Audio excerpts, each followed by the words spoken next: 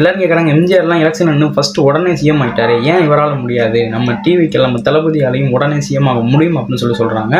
ஆனால் எம்ஜிஆர் அவர்களோட அரசியல் அனுபவம் என்னன்னு சொல்லிட்டு உங்களுக்கு வந்து சரியாக தெரியலை அப்படின்னு சொல்கிறாங்க. ஆக்சுவலாக அவர் ஆல்ரெடி பார்த்தீங்கன்னா டிஎம்கேல இருந்தார். டிஎம்கேல இருந்து அவர் ஆல்ரெடி ஒரு எம்எல்ஏவாக இருந்தார். அதான் அண்ணாவோட மறைவுக்கு பிறகு தான் அவர் தனியாக ஏடிஎம்கேன்னு ஒரு கட்சி ஆரம்பித்து அப்புறமா அவர் போட்டிட்டு அப்புறமா ஜெயிச்சார். அது மட்டும் இல்லாமல் அவர் டிஎம்கேலேருந்து வரும்போதே அவருக்கு கூட இருந்த நிறைய எம்எல்ஏக்களையும் அப்படியே கூட்டிட்டு தான் வந்து ஏடிஎம்கேல வந்து ஜாயின் பண்ணார். அதனால் அவருக்கு ஆல்ரெடி பார்த்தீங்க அப்படின்னா தொண்டர்கள் வந்து மிக அதிகமான அளவுலேயே வந்து அப்பயே இருந்தாங்க.